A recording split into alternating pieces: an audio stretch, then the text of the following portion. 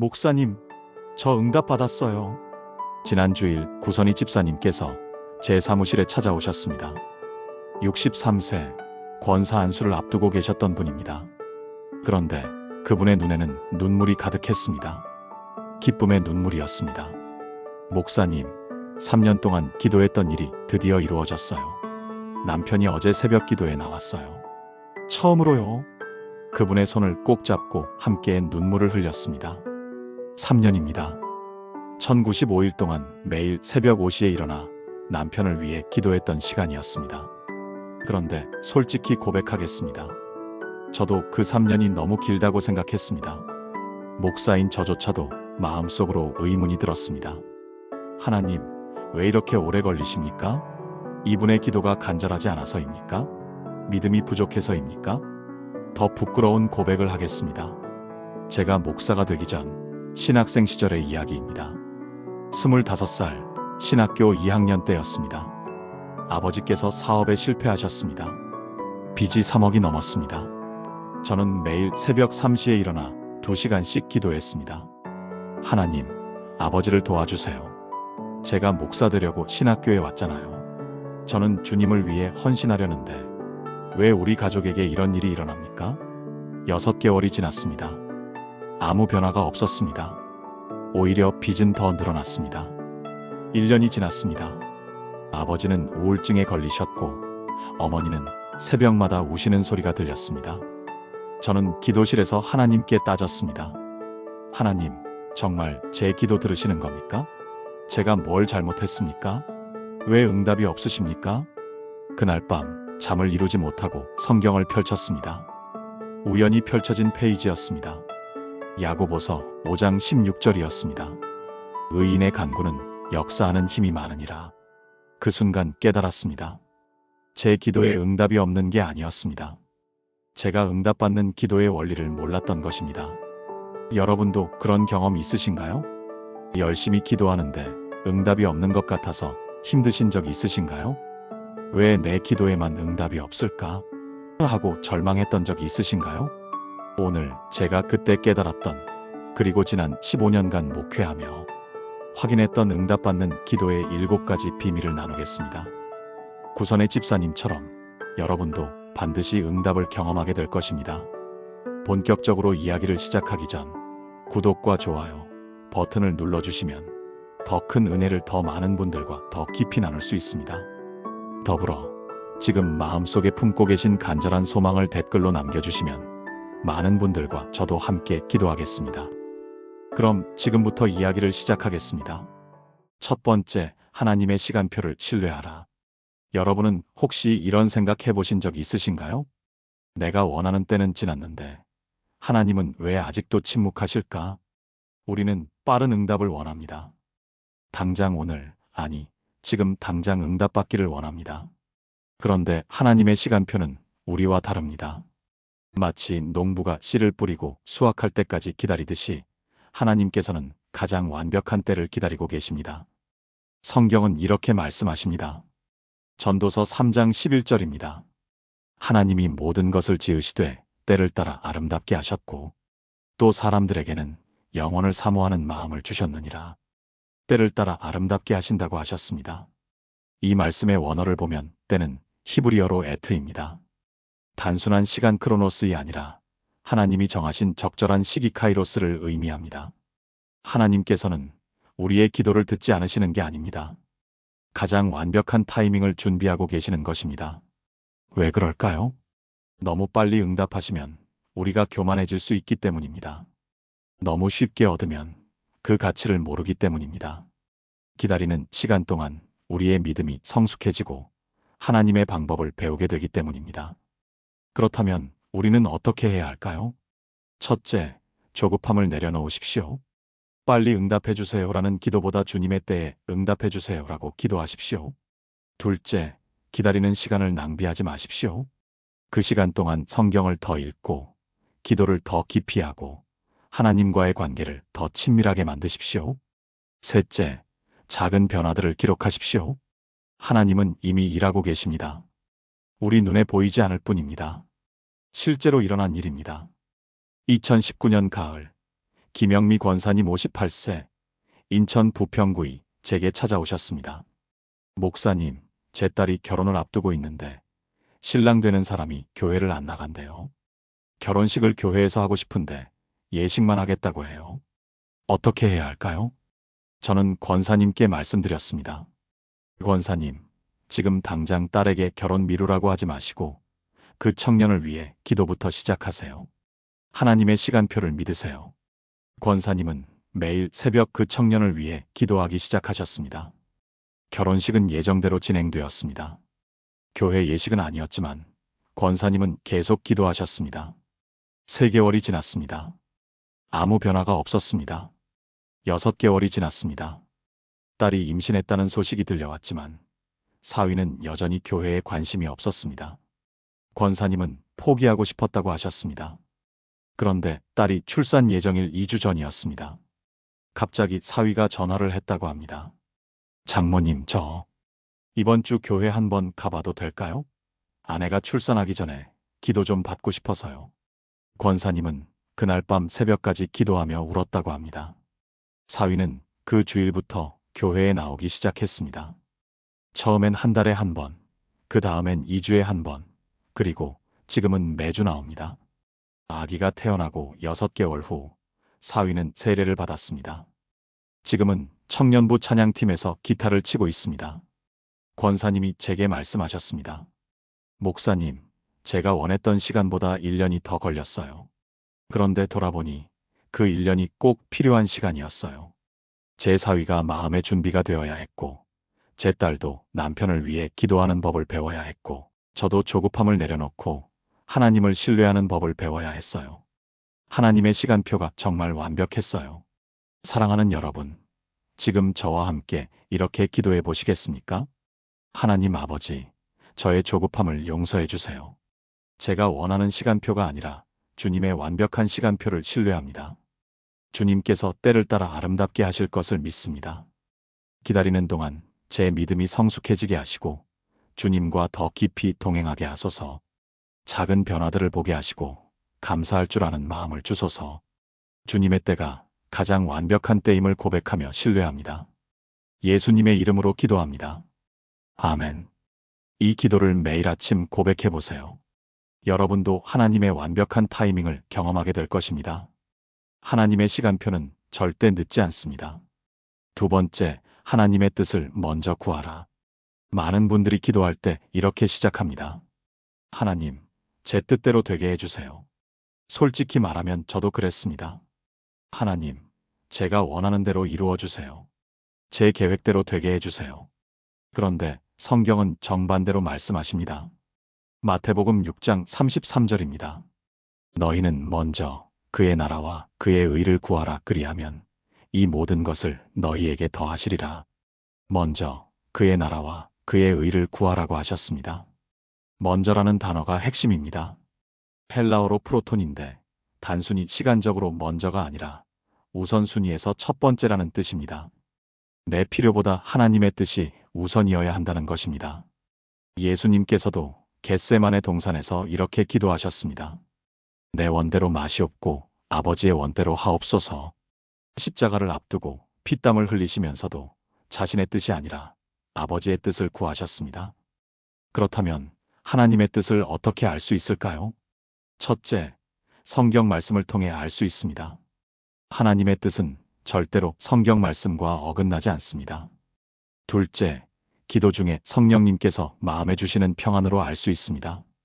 하나님의 뜻이면 불안함이 아니라 평안함이 찾아옵니다.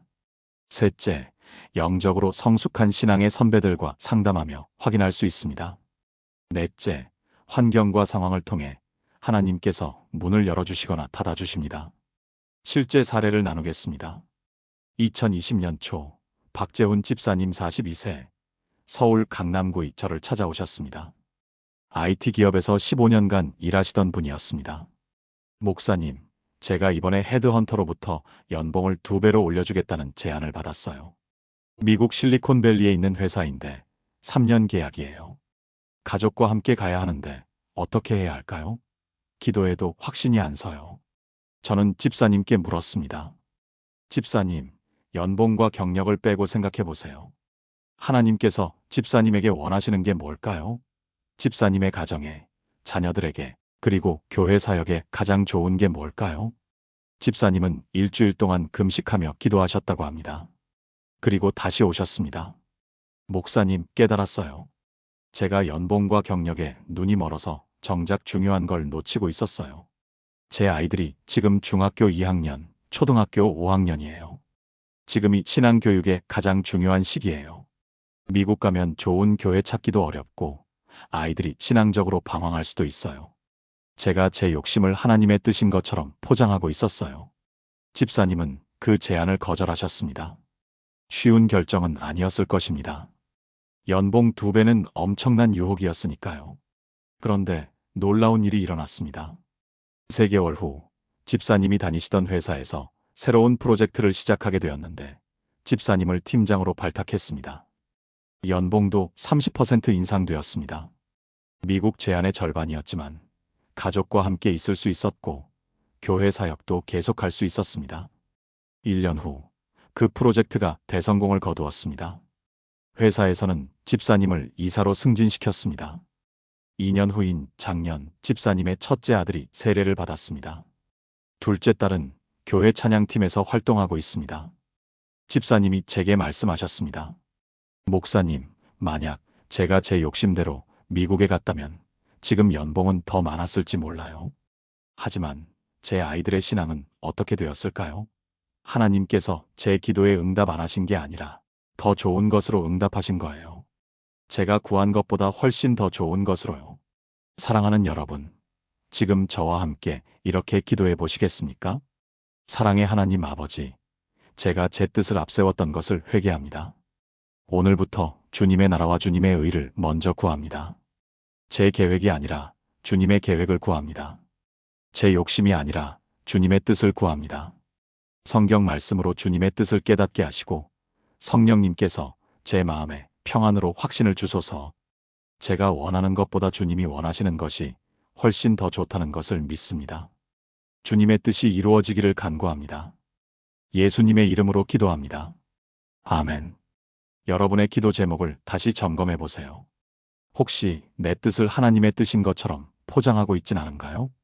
하나님의 뜻을 먼저 구할 때 하나님께서는 우리가 구한 것보다 훨씬 더 좋은 것으로 응답하십니다. 세 번째, 용서하고 화목하라. 이것은 많은 분들이 간구하는 부분입니다. 기도의 응답이 막히는 가장 큰 원인 중 하나가 바로 용서하지 못하는 마음입니다. 마가복음 11장 25절 말씀입니다. 서서 기도할 때에 아무에게나 혐의가 있거든 용서하라, 그리하여야 하늘에 계신 너희 아버지께서도 너희 허물을 사하여 주시리라. 서서 기도할 때, 즉 기도하기 전에 먼저 해야 할 일이 있다는 것입니다. 바로 용서입니다. 누군가에게 혐의가 있거든, 즉 미움이나 원망이나 분노가 있거든 먼저 용서하라고 하셨습니다. 왜 그럴까요? 용서하지 못하는 마음은 우리와 하나님 사이를 가로막는 벽이 되기 때문입니다. 마치 수도관에 녹이 끼면 물이 제대로 나오지 않는 것처럼 용서하지 못하는 마음은 하나님의 은혜가 흐르는 것을 막습니다. 예수님께서도 주기도문에서 이렇게 가르치셨습니다. 우리가 우리에게 죄 지은 자를 사하여 준 것 같이 우리 죄를 사하여 주시옵고, 우리가 다른 사람을 용서해야 하나님께서도 우리를 용서하신다는 것입니다. 그렇다면 용서는 어떻게 할 수 있을까요? 첫째, 용서는 감정이 아니라 결단입니다. 마음이 안 풀려서 용서 못하겠어요가 아니라 용서하기로 결정했습니다라고 선언하는 것입니다. 둘째, 그 사람을 위해 기도하십시오. 미워하는 사람을 위해 축복 기도를 하는 순간 놀랍게도 내 마음이 변하기 시작합니다. 셋째, 하나님께 받은 용서를 기억하십시오. 내가 하나님께 얼마나 큰 용서를 받았는지 기억하면 다른 사람을 용서하는 것은 작은 일입니다. 충격적인 간증 하나를 나누겠습니다. 2018년 여름, 이순자 권사님 67세, 부산 해운대구의 제게 찾아오셨습니다. 권사님은 30년 넘게 신앙생활을 하신 분이었습니다. 그런데 얼굴에 평안이 없었습니다. 목사님, 저는 매일 새벽 기도 나가고 수요일마다 신방 다니고 주일학교에서 봉사도 하는데 왜 제 기도는 응답이 없을까요? 제 아들이 사업에 실패해서 2억 빚을 졌는데 아무리 기도해도 해결이 안 돼요. 저는 권사님과 오랜 시간 대화를 나누었습니다. 그리고 조심스럽게 물었습니다. 권사님, 혹시 마음속에 용서하지 못한 사람이 있으신가요? 권사님의 얼굴이 순간 굳어졌습니다. 한참을 침묵하시더니 눈물을 흘리기 시작하셨습니다. 목사님, 제 시누이요. 20년 전에 남편 사업하는 거 망치고 우리 재산까지 가져간 사람이요. 그 사람 때문에 우리가 얼마나 고생했는지 아세요? 그 사람은 잘 살면서 우리는 빚 갚느라 20년을 고생했어요. 용서하라고요? 절대 못해요. 저는 권사님께 말씀드렸습니다. 권사님, 제가 지금 시누이를 두둔하는 게 아닙니다. 그분이 잘못한 건 분명합니다. 하지만 그 미움을 20년 동안 품고 계시면 손해보는 사람은 시누이가 아니라 권사님입니다. 그 미움이 권사님의 기도를 막고 있습니다. 권사님은 분노했습니다. 일어서서 나가려고 하셨습니다. 그때 제가 말씀드렸습니다. 권사님, 일주일만 시간을 주세요. 일주일 동안 매일 시누이를 위해 기도해 보세요. 축복 기도를요. 그리고 일주일 후에 다시 오세요. 그때도 용서 못하시겠다면 제가 더 이상 강요하지 않겠습니다. 권사님은 화가 나서 돌아가셨습니다. 그런데 3일 후 권사님에게서 전화가 왔습니다. 울고 계셨습니다. 목사님, 저 회개했어요. 제가 얼마나 무서운 죄를 짓고 있었는지 몰랐어요. 어제 새벽 기도 시간에 시누이를 위해 억지로 기도하는데 갑자기 20년 전 일이 다시 떠올랐어요. 그런데 이상한 게 제가 얼마나 시누이를 미워했는지, 얼마나 저주했는지가 보이는 거예요. 그 미움이 제 안에서 썩어가고 있었어요. 제가 기도는 하면서 미움을 품고 있었어요. 하나님께서 어떻게 제 기도를 들어주시겠어요? 권사님은 그날부터 매일 시누이를 위해 기도하기 시작하셨습니다. 처음엔 억지로였습니다. 하나님, 시누이를 용서하겠습니다. 그 사람도 축복해 주세요. 하지만 일주일이 지나자 변화가 시작되었습니다. 2주가 지나자 마음의 평안이 찾아왔습니다. 한 달이 지나자 시누이에 대한 미움이 사라졌습니다. 그리고 놀라운 일이 일어났습니다. 3개월 후 권사님의 아들이 새로운 사업 제안을 받았습니다. 그것도 시누이의 남편, 즉 권사님의 처남으로부터였습니다. 처남이 운영하는 회사에서 새 프로젝트를 시작하는데 권사님의 아들이 필요하다는 것이었습니다. 아들은 그 회사에 합류했고 6개월 만에 2억 빚을 모두 갚았습니다. 지금은 그 회사의 이사로 일하고 있습니다. 더 놀라운 건 권사님과 시누이의 관계가 회복되었다는 것입니다. 작년 추석에는 20년 만에 처음으로 함께 모여 식사를 했다고 합니다. 권사님이 제게 말씀하셨습니다. 목사님, 제가 20년 동안 기도 응답 못 받은 이유를 알겠어요. 하나님께서 응답 안 하신 게 아니라 제 마음의 문이 닫혀 있었어요. 용서하는 순간 그 문이 열렸고 하나님의 응답이 홍수처럼 쏟아졌어요. 사랑하는 여러분, 지금 저와 함께 이렇게 기도해 보시겠습니까? 긍휼이 풍성하신 하나님 아버지, 용서하지 못하고 미워했던 제 죄를 회개합니다. 제가 그동안 얼마나 큰 용서를 주님께 받았는지 깨닫게 하소서. 지금 이 시간 저를 아프게 한 사람들을 용서하기로 결단합니다. 그들을 위해 축복 기도를 드립니다. 제 마음의 미움과 분노를 거두어 주시고 주님의 사랑으로 채워주소서. 용서하는 순간 제 기도의 길이 열릴 것을 믿습니다. 예수님의 이름으로 기도합니다. 아멘.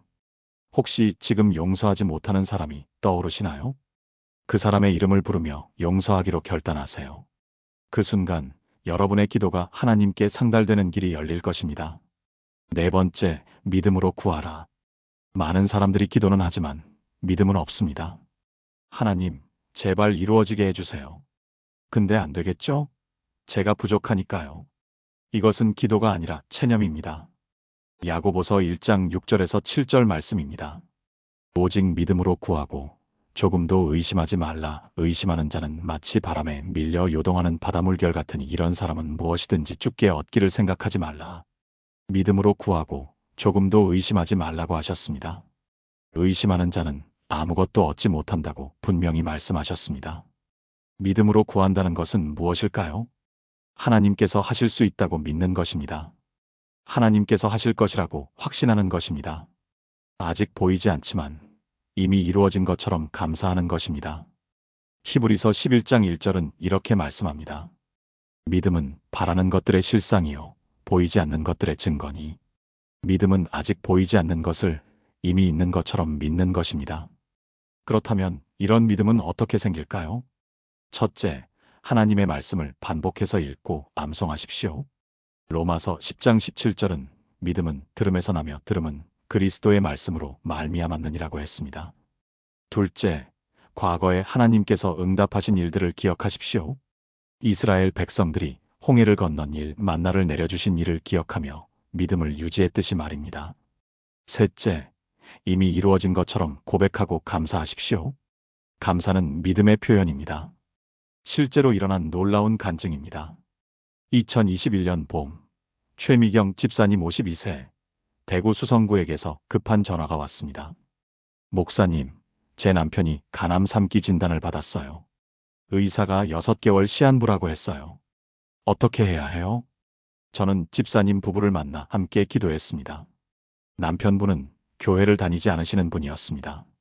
그런데 그분이 제게 물으셨습니다. 목사님, 솔직히 저는 하나님을 잘 모릅니다. 그런데 지금 제가 기도하면 하나님께서 들어주실까요? 저는 대답했습니다. 집사님, 하나님은 당신을 사랑하십니다.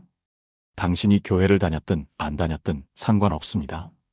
지금 당신이 하나님을 믿고 의지한다면 하나님께서 반드시 응답하실 것입니다.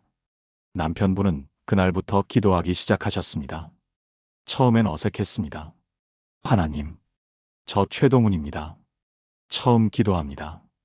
저 좀 살려주세요. 그런데 집사님이 남편에게 매일 성경 말씀을 읽어주기 시작했습니다. 특히 시편 103편 3절 말씀을 반복해서 읽어주셨습니다. 그가 내 모든 죄악을 사하시며 내 모든 병을 고치시며. 처음엔 남편분도 반신반의했습니다. 여보, 이게 정말 될까? 하지만 집사님은 확신했습니다. 여보, 성경에 써 있잖아요. 하나님께서 모든 병을 고치신다고. 나는 믿어. 집사님 부부는 매일 새벽 5시에 일어나 함께 기도했습니다. 그리고 놀랍게도 이미 고침받은 것처럼 감사 기도를 드렸습니다. 하나님, 저희 남편을 고쳐주셔서 감사합니다. 아직 증상은 있지만 주님께서 이미 치유하셨다고 믿습니다. 한 달이 지났습니다. 검사를 했는데 종양 크기가 줄어들지 않았습니다. 주변 사람들은 말했습니다. 그것 봐, 기도해도 소용없잖아. 하지만 집사님 부부는 포기하지 않았습니다. 오히려 더 확신을 가지고 기도했습니다. 2달째, 3달째에도 특별한 변화가 없었습니다. 의사는 항암 치료를 권했습니다. 남편분은 항암 치료를 받으면서도 계속 기도했습니다. 하나님, 제가 항암 치료를 받지만 진짜로 저를 고치시는 분은 주님이십니다. 주님을 믿습니다. 넷째 달이 되었습니다. 정기 검사 날이었습니다. 의사가 CT 사진을 보더니 깜짝 놀랐습니다. 이상하네요. 종양이 절반으로 줄었어요. 항암 치료 효과가 이렇게 급적일 수가 없는데. 5째 달, 종양이 거의 사라졌습니다. 6째 달, 완전히 사라졌습니다. 의사는 고개를 갸우뚱했습니다. 3기 간암이 6개월 만에 완치되는 경우는 정말 드뭅니다. 거의 기적이라고 봐야죠. 남편분은 그날 병원에서 나와 주차장에서 무릎을 꿇고 기도했다고 합니다. 하나님, 제가 평생 주님을 몰랐습니다. 용서해 주세요. 이제 알았습니다. 주님은 살아계시고 제 기도를 들으시고 저를 사랑하십니다. 남은 인생 주님을 위해 살겠습니다. 그분은 3개월 후 세례를 받으셨습니다. 지금은 집사님, 남편도 집사가 되셨고 부부가 함께 암 환자 병원 신방 사역을 하고 계십니다. 작년 말 간증 집회에서 남편분이 말씀하셨습니다. 여러분, 제가 고침받은 건 항암 치료 때문이 아닙니다. 물론 치료도 받았습니다. 하지만 진짜 이유는 믿음입니다. 제 아내가 먼저 믿었고 저도 믿기 시작했고 하나님께서 그 믿음에 응답하셨습니다. 의심하지 않고 믿으십시오. 하나님은 살아계십니다. 사랑하는 여러분, 지금 저와 함께 이렇게 기도해 보시겠습니까? 전능하신 하나님 아버지, 의심과 불신앙을 회개합니다. 오늘부터 믿음으로 구하기로 결단합니다. 주님께서 하실 수 있다고 믿습니다. 주님께서 하실 것이라고 확신합니다. 아직 보이지 않지만 이미 이루어진 것처럼 감사드립니다. 주님의 말씀이 진리임을 믿고 그 말씀대로 이루어질 것을 선포합니다. 의심하지 않고 끝까지 믿음으로 나아가겠습니다. 예수님의 이름으로 기도합니다. 아멘.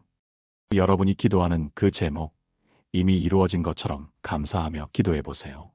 믿음으로 구할 때 불가능이 가능이 됩니다. 5번째, 인내하며 기다리라.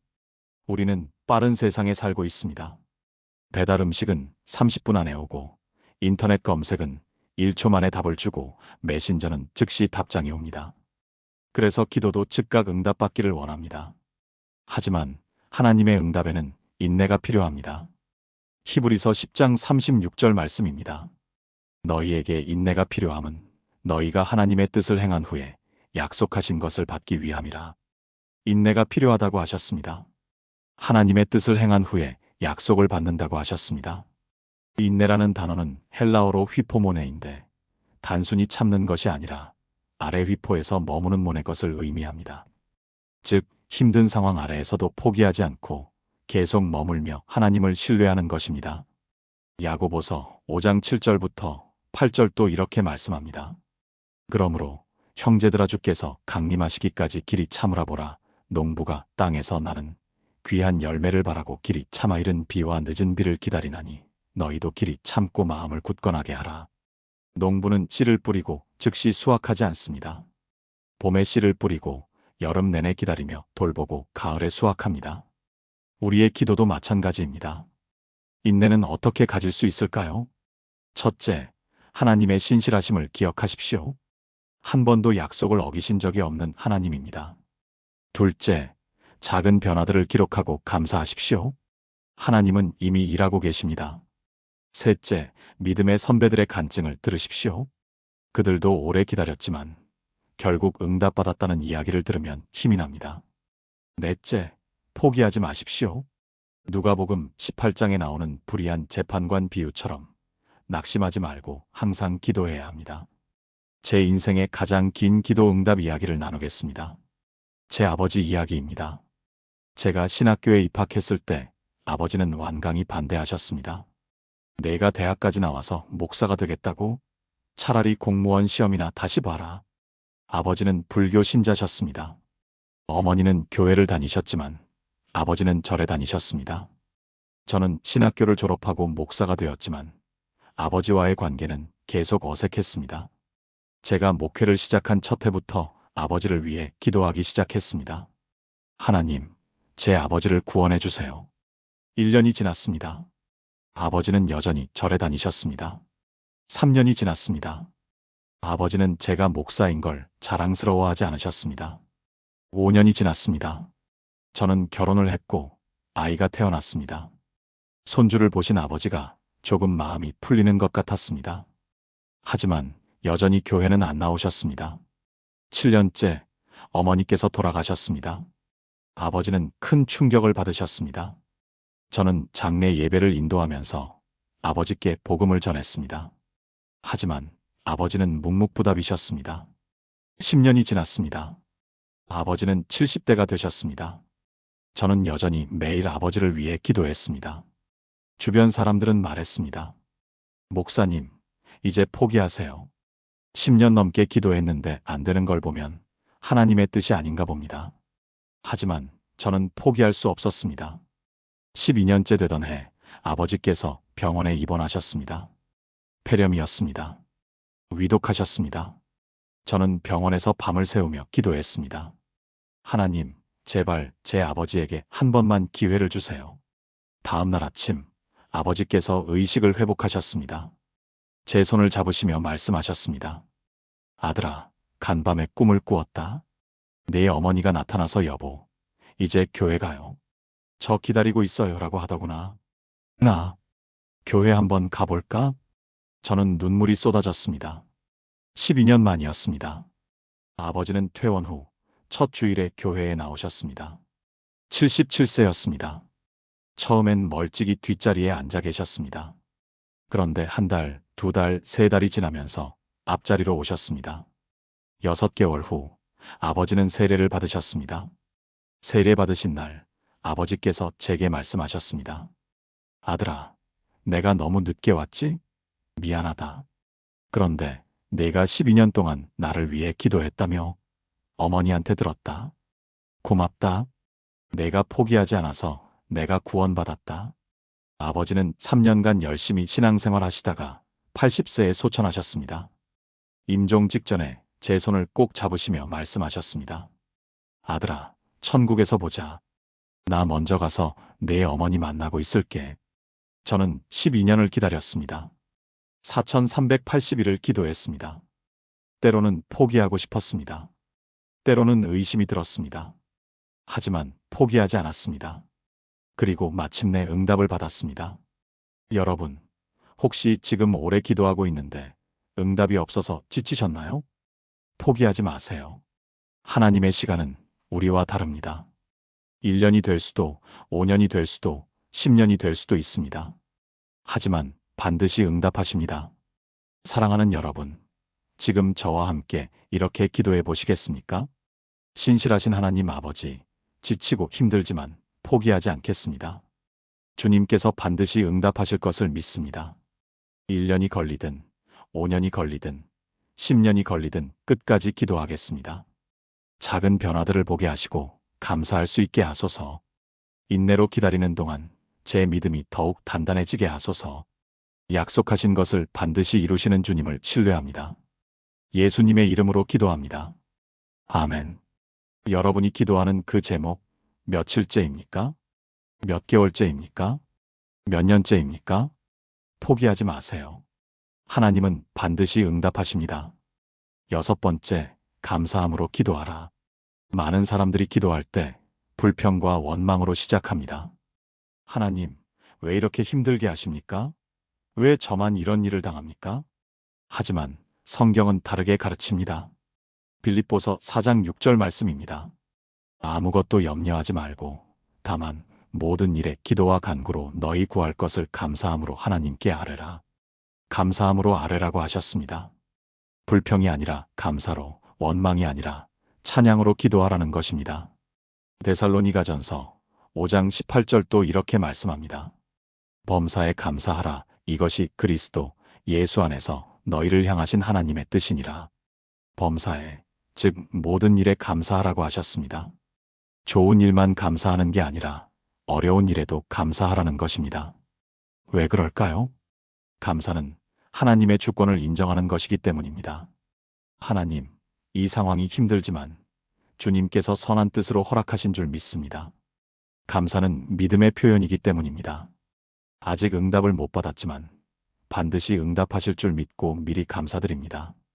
그렇다면 어떻게 감사할 수 있을까요? 첫째, 이미 받은 은혜를 세어보십시오.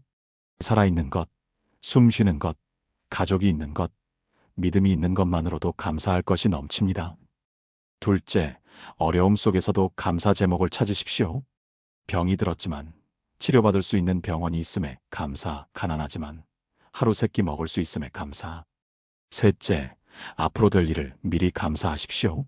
하나님, 아직 안 되었지만 반드시 해주실 줄 믿고 감사드립니다. 감사의 기도가 기적을 만든 간증입니다. 2022년 가을, 한미라 집사님 45세, 광주 서구에게서 절박한 전화가 왔습니다.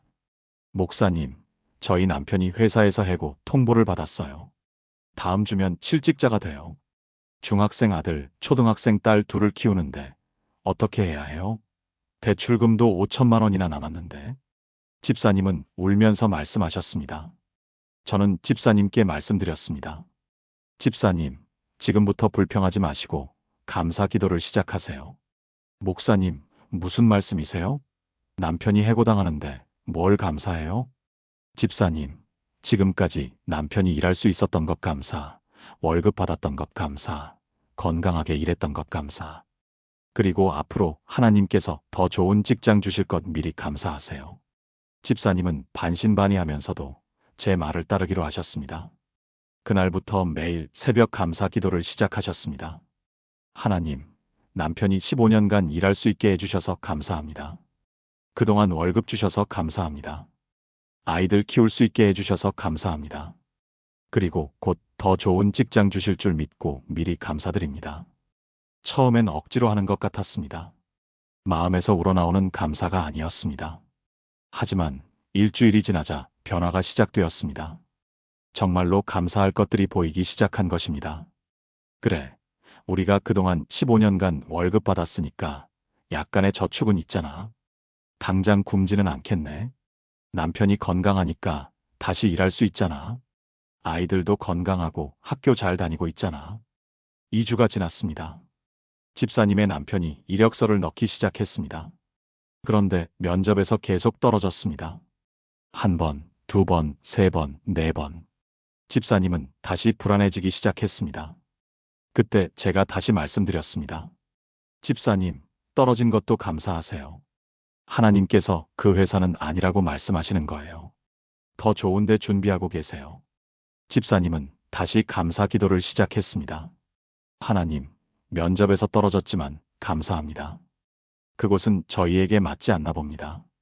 더 좋은 곳 준비하고 계시죠? 미리 감사드립니다. 한 달이 지났습니다.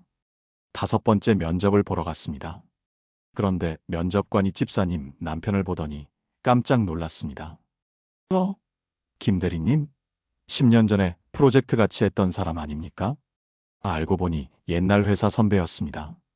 와, 반갑습니다. 여기 지원하셨어요? 당장 합격입니다. 그렇게 즉석에서 채용이 결정되었습니다. 그런데 더 놀라운 건 연봉이 이전 회사보다 30%나 높았다는 것입니다. 게다가 집에서 10분 거리였습니다. 이전 회사는 출퇴근에 왕 3시간이 걸렸는데 말입니다. 집사님 남편은 새 회사에 출근한 첫날 집에 와서 말했다고 합니다. 여보, 내가 해고당한 게 축복이었어. 하나님께서 나를 더 좋은 곳으로 옮기시려고 그러신 거야. 여보가 감사 기도 안 했으면 우리 계속 불평만 하고 있었을 거야. 지금 그 가정은 남편이 집사가 되었고 부부가 함께 구역장을 섬기고 계십니다. 작년 송구영신 예배 때 집사님 부부가 간증하셨습니다. 우리 부부는 이제 어떤 일이 생겨도 먼저 감사합니다. 좋은 일이든 나쁜 일이든 하나님께서 선한 뜻으로 허락하신 줄 믿고 감사합니다. 감사가 기적을 만듭니다. 사랑하는 여러분, 지금 저와 함께 이렇게 기도해 보시겠습니까? 은혜가 풍성하신 하나님 아버지, 불평과 원망을 회개합니다. 오늘부터 범사에 감사하기로 결단합니다. 이미 받은 은혜를 세며 감사드립니다. 지금 힘든 이 상황 속에서도 감사 제목을 찾게 하소서. 앞으로 주실 은혜를 믿고 미리 감사드립니다. 감사가 기적을 만드는 것을 경험하게 하소서. 예수님의 이름으로 기도합니다. 아멘. 여러분의 기도 제목을 다시 보세요. 혹시 불평으로 기도하고 계신가요? 오늘부터 감사로 바꿔보세요. 하나님, 아직 안 되었지만 반드시 하실 줄 믿고 미리 감사드립니다. 감사의 기도가 응답의 문을 여는 열쇠입니다. 7번째, 예수님의 이름으로 기도하라. 마지막으로 가장 중요한 비밀입니다. 많은 사람들이 기도 끝에 습관적으로 말합니다. 예수님의 이름으로 기도합니다. 아멘. 하지만 그 의미를 정확히 아는 사람은 많지 않습니다. 요한복음 14장 13절에서 14절 말씀입니다. 너희가 내 이름으로 무엇을 구하든지 내가 행하리니 이는 아버지로 하여금 아들로 말미암아 영광을 받으시게 하려 함이라. 내 이름으로 무엇이든지 내게 구하면 내가 행하리라. 예수님의 이름으로 구하면 예수님께서 행하신다고 약속하셨습니다. 요한복음 16장 24절도 이렇게 말씀합니다. 지금까지는 너희가 내 이름으로 아무것도 구하지 아니하였으나 구하라 그리하면 받으리니 너희 기쁨이 충만하리라. 예수님의 이름으로 구하면 받는다고 확실히 약속하셨습니다. 왜 예수님의 이름으로 기도해야 할까요? 첫째, 예수님은 우리의 유일한 중보자이시기 때문입니다. 디모데전서 2장 5절은 하나님은 한 분이시요 또 하나님과 사람 사이에 중보자도 한 분이시니 곧 사람이신 그리스도 예수라고 했습니다. 둘째, 예수님의 이름에는 권세가 있기 때문입니다. 빌립보서 2장 9절에서 10절은 하나님이 그를 지극히 높여 모든 이름 위에 뛰어난 이름을 주사 하늘에 있는 자들과 땅에 있는 자들과 땅 아래에 있는 자들로 모든 무릎을 예수의 이름에 꿇게 하시고라고 했습니다. 셋째, 예수님의 십자가 공로로 우리가 하나님 앞에 나아갈 수 있기 때문입니다. 우리의 의로움이 아니라 예수님의 의로움으로 기도하는 것입니다. 그렇다면 예수님의 이름으로 기도한다는 것은 무엇일까요?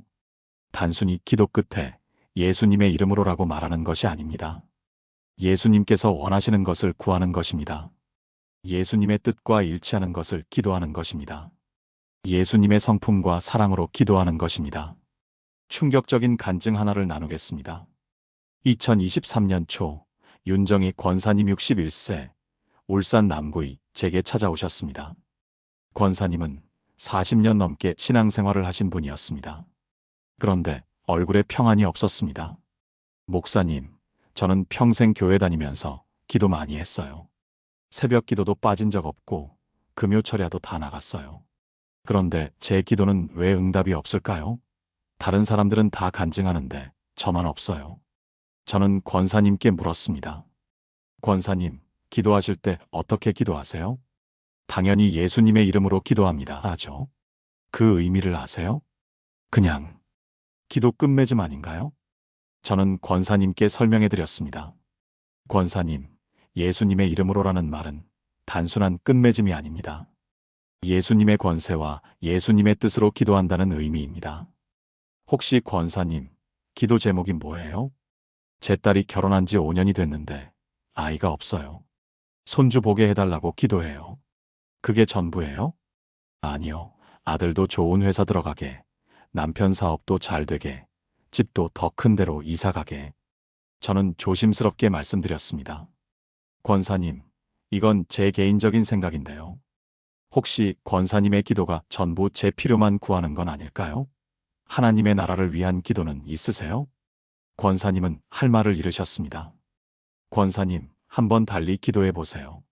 하나님, 제 딸에게 아이를 주시되 그 아이가 하나님 나라를 위해 쓰임받는 자녀가 되게 해주세요. 제 아들이 좋은 회사 들어가게 하시되 그곳에서 복음을 전하는 자가 되게 해주세요. 이렇게요. 권사님은 고개를 끄덕이셨습니다. 그날부터 권사님의 기도가 바뀌었습니다. 하나님, 제 딸에게 아이를 주세요. 하지만 제가 손주 보려는 욕심이 아니라 그 아이가 주님을 섬기는 자녀가 되기를 원합니다. 주님의 뜻대로 하소서. 예수님의 이름으로 기도합니다. 3개월이 지났습니다. 딸이 임신했다는 소식이 들려왔습니다. 권사님은 눈물을 흘리며 감사했습니다. 그런데 더 놀라운 일이 일어났습니다. 6개월 후 권사님의 아들이 대기업에 합격했는데 입사 첫날 사내 기독교 동아리에 가입했습니다.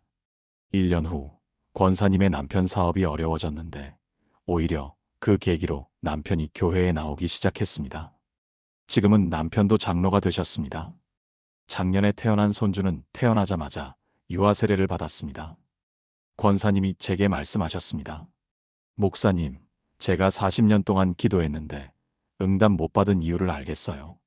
제가 예수님의 이름으로라고 말은 했지만 실제로는 제 욕심으로 기도했어요. 제 뜻이 아니라 예수님의 뜻으로 기도하기 시작하니까 하나님께서 제가 구한 것보다 훨씬 더 좋은 것으로 응답하셨어요. 여러분, 혹시 기도 끝에 습관적으로만 예수님의 이름으로라고 말하고 계신가요? 진짜로 예수님의 이름으로 기도하고 계신가요? 예수님께서 원하시는 것을 구하고 계신가요? 예수님의 뜻과 일치하는 기도를 하고 계신가요? 사랑하는 여러분, 지금 저와 함께 이렇게 기도해 보시겠습니까? 존귀하신 예수님, 제가 주님의 이름을 함부로 사용한 것을 회개합니다. 오늘부터 진정으로 주님의 이름으로 기도하기를 원합니다. 제 뜻이 아니라 주님의 뜻을 구합니다.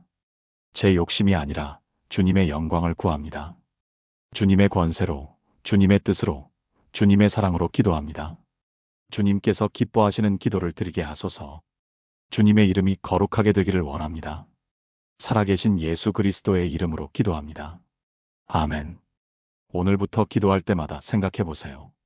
이것이 정말 예수님께서 원하시는 것일까?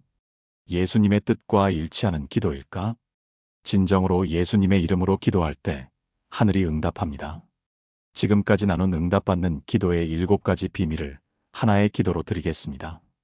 사랑하는 여러분, 함께 기도하시겠습니까? 전능하시고 신실하신 하나님 아버지, 오늘 이 시간 응답받는 기도의 7가지 비밀을 깨닫게 하심을 감사드립니다. 제가 얼마나 잘못된 방법으로 기도해 왔는지 회개합니다. 오늘부터 새롭게 기도하기를 원합니다. 첫째, 주님의 시간표를 신뢰합니다. 제 시간이 아니라 주님의 때를 기다리겠습니다. 때를 따라 아름답게 하시는 주님을 믿습니다. 둘째, 주님의 뜻을 먼저 구합니다. 제 필요보다 주님의 나라와 주님의 의를 먼저 구하겠습니다. 제 뜻이 아니라 주님의 뜻이 이루어지기를 간구합니다. 셋째, 용서하고 화목하겠습니다. 미워했던 사람들을 용서하고 원수까지도 사랑하며 모든 사람과 화목하기를 힘쓰겠습니다. 용서하는 순간 제 기도의 길이 열림을 믿습니다. 넷째, 믿음으로 구합니다.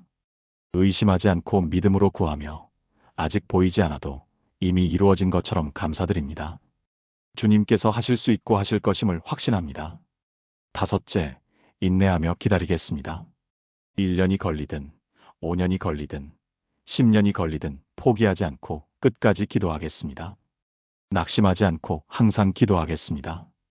여섯째, 감사함으로 기도합니다. 범사에 감사하며 이미 받은 은혜를 세며 앞으로 주실 은혜를 믿고 미리 감사드립니다. 불평 대신 감사를, 원망 대신 찬양을 드리겠습니다. 일곱째, 예수님의 이름으로 기도합니다. 습관적인 말이 아니라 진정으로 주님의 권세와 주님의 뜻으로 기도합니다. 주님께서 기뻐하시는 기도를 드리겠습니다. 사랑하는 하나님 아버지, 이 7가지 비밀이 제 삶에서 실제가 되게 하소서. 오늘부터 제 기도가 달라지게 하시고 주님께서 기뻐하시는 기도를 드리게 하소서. 그리하여 구선희 집사님처럼, 김영미 권사님처럼, 박재훈 집사님처럼, 이순자 권사님처럼, 최미경 집사님처럼, 한미라 집사님처럼, 윤정혜 권사님처럼 저도 응답의 기쁨을 경험하게 하소서. 제 기도 제목들을 주님께 맡겨드립니다. 주님의 시간에, 주님의 방법으로, 주님의 영광을 위해 응답해 주소서. 이 모든 것이 주님의 약속이심을 믿고 신뢰하며 의지합니다. 살아계셔서 기도를 들으시는 하나님을 찬양하며 존귀하신 예수 그리스도의 이름으로 기도합니다. 아멘. 사랑하는 여러분, 지금까지 응답받는 기도의 7가지 중요한 비밀을 함께 나누었습니다. 다시 한번 정리하겠습니다. 첫째, 하나님의 시간표를 신뢰하십시오. 주님의 때가 가장 완벽한 때입니다. 둘째, 하나님의 뜻을 먼저 구하십시오. 주님의 나라와 주님의 의가 우선입니다. 셋째, 용서하고 화목하십시오. 용서가 기도의 길을 엽니다. 넷째, 믿음으로 구하십시오. 의심 없는 믿음이 기적을 만듭니다. 다섯째, 인내하며 기다리십시오. 포기하지 않는 자가 응답을 받습니다. 여섯째, 감사함으로 기도하십시오. 감사가 기적의 문을 엽니다. 일곱째, 예수님의 이름으로 기도하십시오. 진정한 예수님의 이름으로 기도할 때 하늘이 응답합니다. 이 7가지는 단순한 기교가 아닙니다. 하나님께서 성경을 통해 우리에게 가르쳐 주신 기도의 원리입니다.